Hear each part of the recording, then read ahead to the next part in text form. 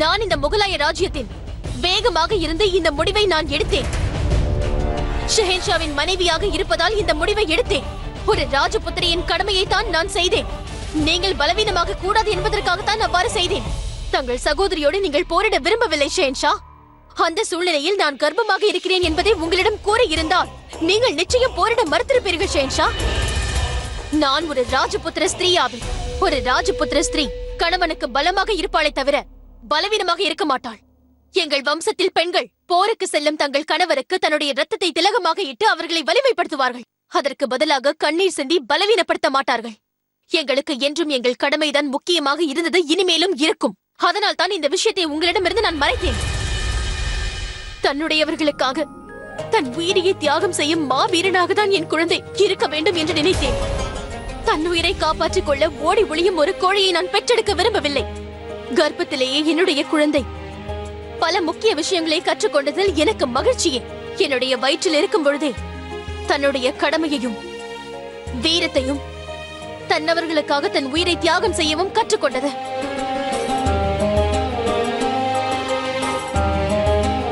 நீங்கள் யுத்தத்திற்கு புறப்படுவதற்கு சரியாக ஒரு இரவு முன்புதான் மருத்துவர் இந்த செய்தியை என்னிடம் கூறினார்.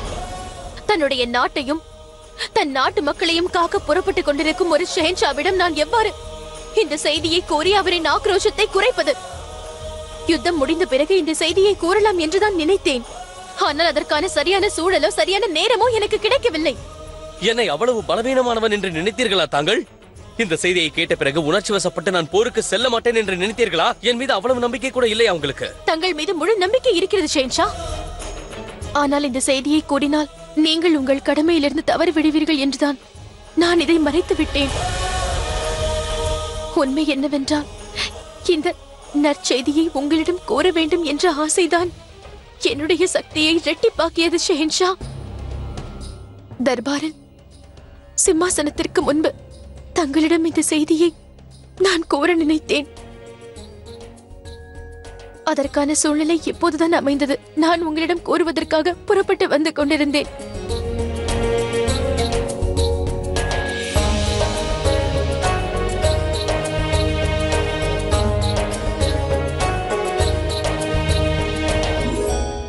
எனக்கு உங்கள் மீது கோபம் இல்லை ஜோதா பேகம். தங்களை பற்றிய கவலை எனக்கு அதிகமாகிவிட்டது. அதைத்தான் நான் கூற வந்தேன். அதேபோல் நமது வாரிசை பற்றியும் தான். நான் இல்லாத போது தங்களுக்கு ஏதாவது நேர்ந்தால் என் நிலைமை என்னவாகும்?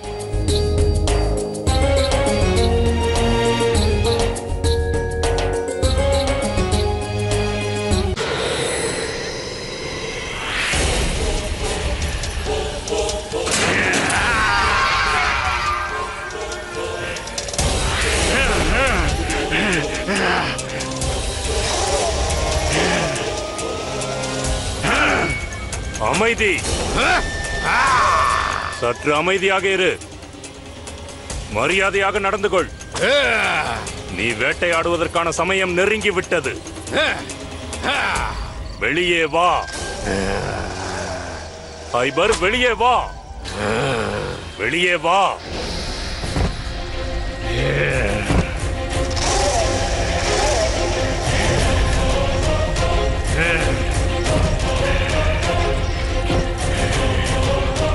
ஹைபர், எதிரியை நீ தேடி கண்டுபிடிக்கும் நேரம் வந்துவிட்டது. அதேபோல் எதிரியை கொல்ல வேண்டிய நேரமும் வந்துவிட்டது.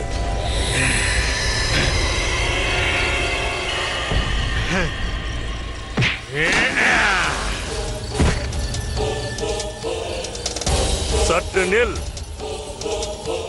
ஏய், உனது கோபத்தை கட்டுப்படுத்திக் கொள். பிரமாதம். எனக்கு இவனது கோபம் மிகவும் பிடித்திருக்கிறது. செல்.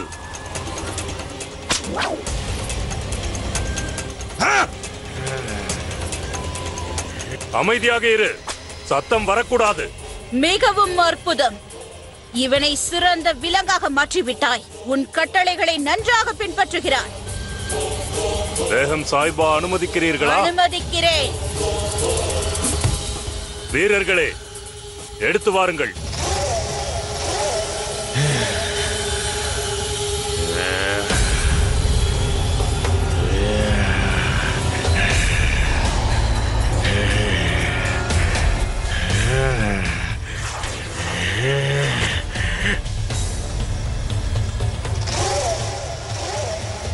சைபர், இது யாருடைய இரத்த வாடை என்று கண்டுபிடித்து அவனை அடித்து நொறுக்கி சின்னாபின்னமாக்கிவிடு. அவனை கொன்றுவிடு.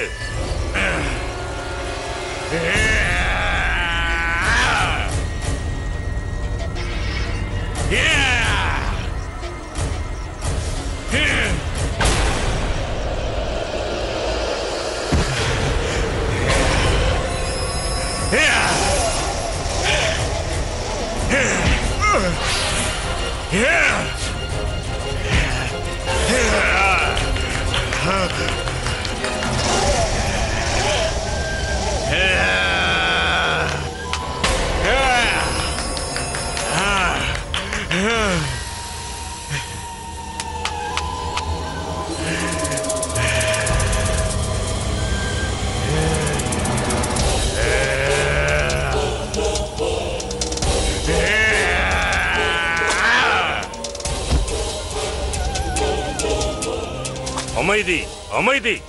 இவர் உன்னுடைய எஜமானி. இவருக்கு சலாம் செய். உனது கோபத்தை குறைத்துக்கொள். நான் சொல்வதை கேள். செல், செல், செல். உள்ளே செல். உள்ளே செல். செல். உள்ளே செல். உள்ளே செல். செல். அப்படித்தான்.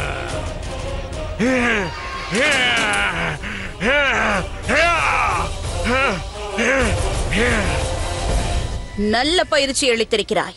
இவனது வெறியை வெளியில் காட்டும் நேரம் வந்துவிட்டது. ஆக்ரா புறப்பட தயாராகு. உன்னுடன் சில வீரர்களையும் அழைத்துச் செல். ஜலால் கொல்லப்பட வேண்டிய காலம் வந்துவிட்டது. இடையூறுக்கு மன்னிக்க வேண்டும் பேகம் சாஹிபா. இதுவரை அந்த ஜலாலின் ரத்தம் எனக்கு கிடைக்கவில்லை. நீங்கள் கவலைப்படாதீர்கள். ஜலாலின் ரத்தத்தை எங்கு சேகரிப்பது என்பது எனக்கு தெரியும். ஒரு மகிழ்ச்சியான செய்தியை அனைவருக்கும் கூறுவதற்காகத்தான் நான் உங்கள் அனைவரையும் இங்கே அழைத்திருக்கிறேன். எந்த செய்தியை கேட்பதற்காக நான் இவ்வளவு காலம் ஆவலாக காத்துக் கொண்டிருந்தேனோ அந்த செய்திதான் இது. ஜோதா பேகத்தை நான் இன்னும் அதிகமாக காதலிப்பதற்காக அவர் எனக்கு ஒரு நல்ல வாய்ப்பை அளித்திருக்கிறார். நான் உங்கள் அனைவருக்கும் இதை அறிவிப்பதில் மிகவும் மகிழ்ச்சியாகிறேன். ஜோதா பேகம் தாயாக போகிறார். அவர் எனக்கும் நமது ராஜ்யத்திற்கும் வாரிசை அளிக்கப் போகிறார்.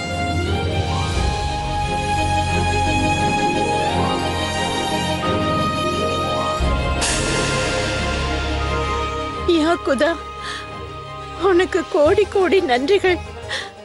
என்னுடைய பிரார்த்தனையை நிறைவேற்றி விட்டீர்கள்.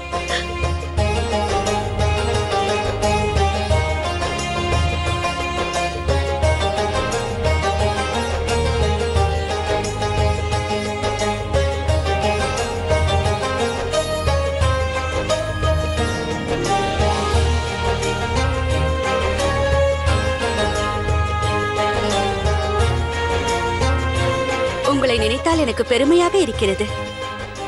வாழ்த்துக்கள். இது பெரிய மகிழ்ச்சியான தருணம் என்பதால் கொண்டாட்டங்களும் பெரிய அளவில் தான் இருக்க வேண்டும். இன்னும் ஒரு வாரத்திற்குள் கொண்டாட்டம் ஆரம்பித்துவிடும். அதனால் நீங்கள் அனைவரும் தயாராக இருக்க வேண்டும். நீங்கள் என் வாழ்க்கையில் மிகவும் அழகான பரிசை தந்திருக்கிறீர்கள் ஜோதா பேகம். அதற்கு பதிலாக நானும் உங்களுக்கு உங்கள் வாழ்நாளில் மறக்க முடியாத பரிசை வழங்குவேன். ஒருபுறம் கொண்டாட்டத்திற்கான ஏற்பாடுகள் சென்று கொண்டிருந்தன. மறுபுறம் பேகம் மகா சூச்சக் அந்த ராட்சசனையும் படையினரையும் போருக்காக ஆக்ராவை நோக்கி அனுப்பி வைத்தார். கைவருக்கு ஒரே ஒரு லட்சியம்தான் இருந்தது. அது ஜலாலின் மரணம் மட்டுமே. நிற்காமல் வாருங்கள். வெற்றி நமக்குத்தான்.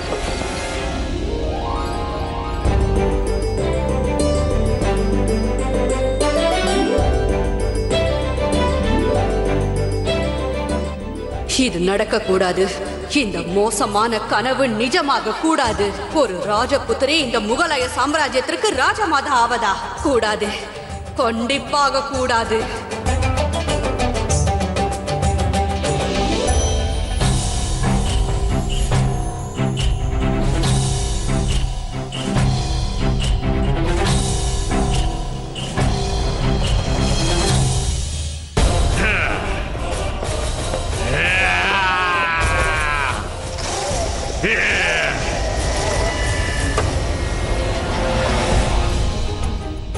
இதையெல்லாம் நான் பார்த்துக் கொள்கிறேன், நீ பேசாமல் இரு ஜோதா. வேண்டாம். இது நீங்கள் ஓய்வெடுக்க வேண்டிய நேரம். தங்களை இப்படி சிரமப்படுத்திக் கொள்வதை நீங்கள் நிறுத்த வேண்டும். ஜாகிரா, நீயுமா? அவள் கூறுவதும் சரிதான். பூக்களை நாங்களே கோர்த்துக் கொள்கிறோம். கொடு. இல்லை மோதி, எனக்கு இருக்கும் ஒரே வேலை இது மட்டும்தான். இதையும் நான் செய்யவில்லை என்றால் பேசாமல் உறங்க வேண்டியதுதான். அப்படி என்றால் அதை செய்து விடு. இவ்வாறு வேலை செய்வதை பார்த்தால் செஞ்சா என் மீது கோபப்படுவார். அதை கொடுத்து மோதி, நீ என்னை வற்புறுத்த இயலாது. நான் இந்த வேலையை செய்வேன். இவருக்கு புரிய வைப்பதில் லாபமே இல்லை மோதிபாய். அவர் அடம் பிடிக்க ஆரம்பித்து விட்டால் தனக்கு விருப்பமானவற்றை மட்டும்தான் செய்வார் என்பது உனக்கு தெரியாதா மோதிபாய்? இவர் மீது அக்கறை காட்டுவதில் நமக்குதான் நஷ்டம். சரி, நான் வேலை செய்யவில்லை. இப்பொழுது உங்களுக்கு மகிழ்ச்சியா?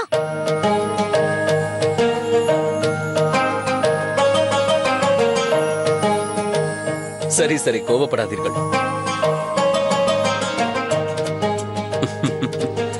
நான் கிண்டலுக்காக தான் சொன்னேன், கோபப்படாதீர்கள். அந்த அல்லாஹ் கருணை உள்ளம் படைத்தவர். அதனால்தான் இந்த மகிழ்ச்சியை எனக்கு வழங்கினார். செஞ்சா எனக்கு விடை கொடுங்கள். மோதி, நீ ஜோதா பேகத்தை நன்றாக பார்த்துக் கொள்வாய் என்று எனக்கு நம்பிக்கை இருக்கிறது. வைத்தியர்கள் என்ன கூறினாரோ அதைத்தான் செய்கிறாய் என்றும் நம்புகிறேன். ஆம் செஞ்சா. எந்த தவறும் நடக்கக்கூடாது. மீறினால் அது உன் பொறுப்புதான்.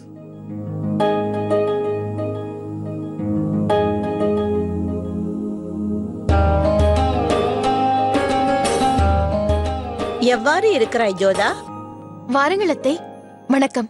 அப்படியே அமர்ந்து கொள் ஜோதா. நான் உனக்கு ஒன்று கொடுக்கத்தான் வந்தேன். என்ன இதெல்லாம்? இவையெல்லாம் மூலிகைகள். நான் கர்ப்பமாக இருந்தபோது என்னுடைய தோழி எனக்காக இதையெல்லாம் செய்து கொடுத்தாள். கர்ப்பவதியின் இதயம் வேகமாக அடித்துக் கொள்ளும். நெல்லியின் லேகியம், இந்த சூரணங்கள் அனைத்தும் இதயத்திற்கு மிகவும் நல்லது.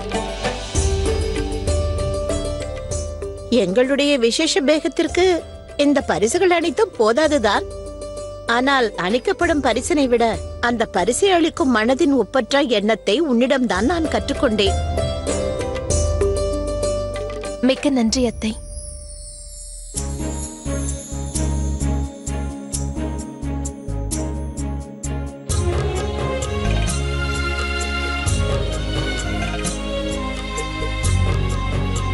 சரி, நாங்கள் புறப்படுகிறோம். நிறைய வேலைகள் இருக்கிறது. நான் பாட்டியாக போகிறேன் அல்லவா? உடனே உன்னுடைய பெற்றோருக்கும் இந்த நற்செய்தியை அனுப்பி வைக்க வேண்டும்.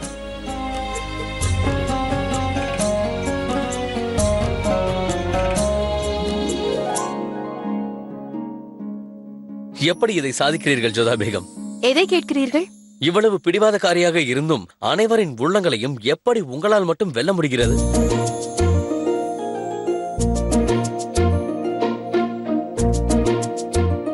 ஆனால் சிலரை விட பிடிவாதம் எனக்கு சற்று குறைவுதான் என்று கூற வேண்டும்.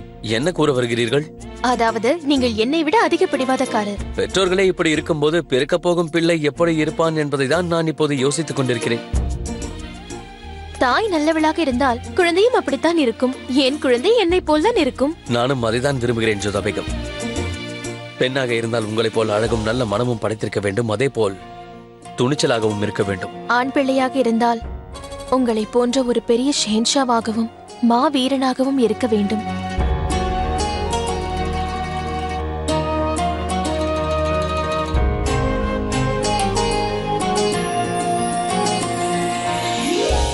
சாந்த் பேகத்திற்கு விளையாட்டு என்றால் மிகவும் பிடிக்கும். பந்து விளையாடுவது பிடிக்கும். குறிப்பாக குதிரை மீது அமர்ந்து பந்தாடுவது. சில சமயங்களில் அவர் கூட அந்த விளையாட்டை விளையாடுவாராம். என் தலையெழுத்து ஏன் இவ்வாறு இருக்கிறது? எப்பொழுதெல்லாம் நிஹாருடன் தனியாக பேச வேண்டும் என்று நினைக்கிறேனோ அப்பொழுதெல்லாம் யாராவது ஒருவர் இருந்து கொண்டே இருக்கிறார். அம்மாவிற்கு எது பிடிக்கும் பிடிக்காதென்று எனக்கு தெரியாது. நன்றி அத்தை அவர்களே. தாங்கள் அம்மாவை பற்றி கூறிய அனைத்து விஷயங்களையும் கேட்பதற்கு மகிழ்ச்சியாக உள்ளது. நான் முதல் முறை அம்மாவை சந்தித்த பொழுது மோசமான நிலையில் இருந்தார். என்னை கூட அவருக்கு தெரியவில்லை. ஆனால் இப்பொழுது அவர் எங்க இருக்கிறார் என்று தெரியவில்லை.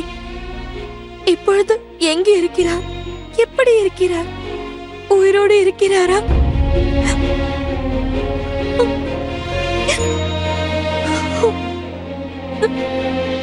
அழாதே நிஹார். குதா மீது நம்பிக்கை வை. சாந்த் பேகத்திற்கு ஒன்றும் ஆகாது. எனக்கு நம்பிக்கை இருக்கிறது.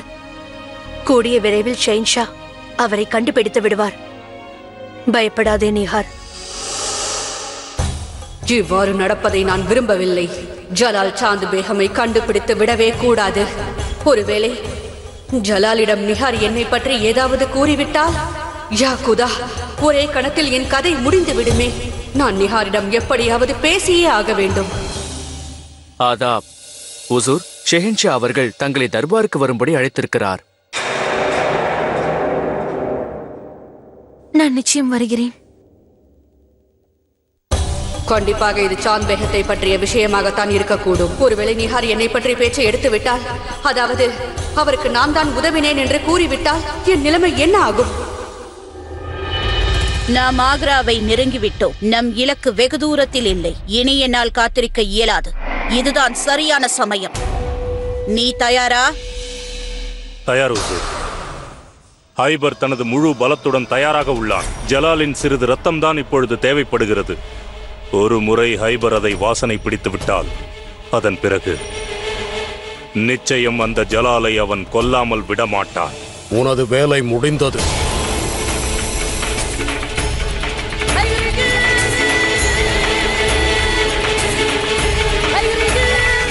இதோ ஜலாலின் ரத்தம்.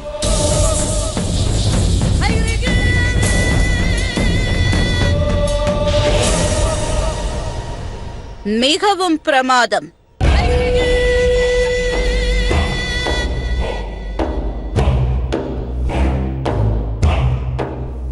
எங்கிருந்து தங்களுக்கு இது கிடைத்தது? பேகம் சாஹிபா, ஜலாலை எந்த குகையில் அடைத்து வைத்திருந்தோமோ அங்கே அவனை சித்திரவதை செய்ததில் அந்த இடம் ரத்தமயமாகி இருந்தது. அங்கிருந்து சேகரித்ததுதான் இது. அற்புதமான வேலை.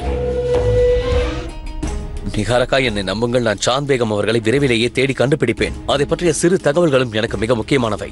அதனால் எனக்கு தெரிய வேண்டியது என்னவென்றால், நீங்கள் எப்போது, எங்கே, எப்படி சாந்த் பேகம் அவர்களை பார்த்தீர்கள்? அங்கே எப்படி சென்றீர்கள்? ஏனென்றால் நீங்கள் சென்ற பிறகு எங்கள் வீரர்கள் அவர்களை தேட முயற்சித்தார்கள். ஆனால் எங்களுக்கு சிறு தடயம் கூட கிடைக்கவில்லை.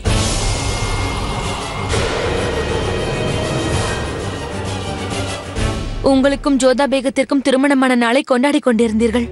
அன்று தாங்கள் சிறையில் இருக்கும் கைதிகளுக்கு இனிப்பு வழங்குமாறு கோரினீர்கள்.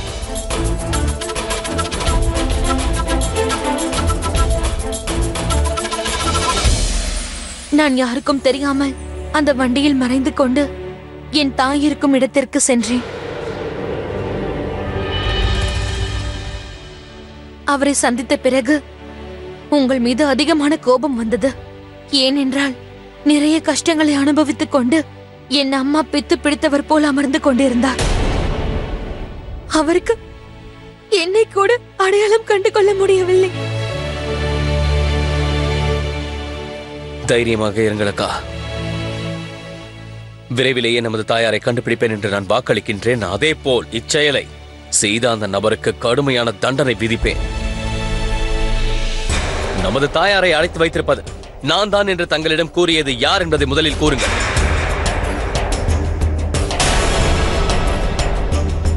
காலம் சென்ற தந்தையார் என் பெயரில் ஒரு அதிகார பத்திரத்தையும் அதோடு ஒரு பொக்கிஷத்தையும் விட்டு சென்றது எனக்கு தெரியும். தங்களுடைய உடைமைகளையும் அதிகாரத்தையும் மற்றவர்களுக்கு விட்டு தர தங்களுக்கு மனம் வராது என்று சிலர் என்னிடம் கூறினார்கள்.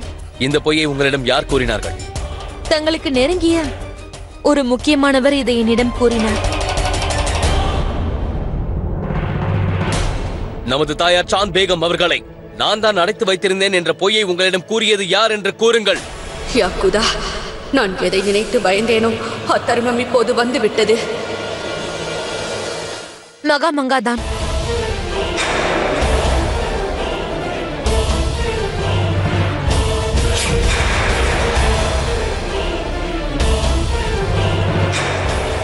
தப்புவதற்கான அனைத்து வழிகளும் அடைக்கப்பட்டு விட்டது மகாமங்கா.